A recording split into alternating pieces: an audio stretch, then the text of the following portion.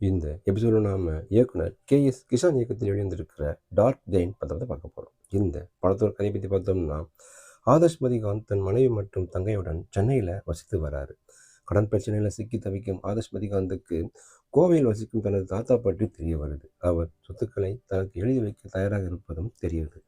சொத்து கிடைத்தால் தன் கடன் பிரச்சனைக்கு முடிவு கட்டிவிடலாம் என்று தனது மனைவி மற்றும் தங்கையை அழைத்து கொண்டு கிராமத்துக்கு போறாரு ஆதர்ஷ் மதிகாந்த். சொத்துக்காக படுத்த படுக்கையாக இருக்கும் தாத்தாவுடன் சில நாட்கள் தங்கவும் முடிவு செய்கிறாரு. அப்போ இந்த வீட்டில் எதிர்பாராத சில பயங்கரமான சம்பவங்கள் நடக்குது.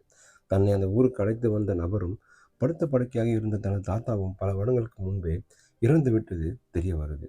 அதிர்ச்சியில் வரையும் ஆதர்ஷ் மதிகாந்த் அந்த ஊருக்கு வர வைக்கப்பட்டதற்கான காரணம் என்ன? இந்த பயங்கரத்திலிருந்து அவர் மீண்டாரா? இதன் பின்னணி தான் என்ன?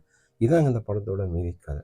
திகில் கதைகளை நடித்து பழக்கப்பட்ட ஆதர்ஷ் மதிகாந்த் இந்த முறையும் வெளுத்து வாங்கியிருக்காரு. திகிலில் உறைவது, தன் உடலில் ஏதோ மாற்றம் நடப்பதை அறிந்து புலம்புவது, அதிலிருந்து மீண்டு வர துடிப்பது என கதாபாத்திரத்திற்கு வெகுவா நியாயம் சேர்த்திருக்காரு. ஜோதிகா விங்ஸ்டன் குடும்ப பாங்கான கதாபாத்திரத்திற்கு பொருத்தமான தேர்வாக இருக்காங்க. பயமும் பதற்றமும் கலந்து நடிப்பால் அசத்துறாங்க. சிறிது நேரமே வந்தாலும் கலங்கடிக்கும் நடிப்பால் சோனியா அகர்வால், அருவிமதன் அசைத்திருக்காங்க. சிறப்பு தோட்டத்தில் வரும் பாக்யராஜ் நடிப்பும் கலக்கல்னு சொல்லலாம். அமுதவாணன், ரவிக் பாஷா உள்ளிட்டோரும் நல்ல தேர்வு. சங்கீத் மணிகோபால் ஒளிப்பதுவும் விக்னேஷ் ராஜாவின் இசையும் திகில் ஊட்டுது.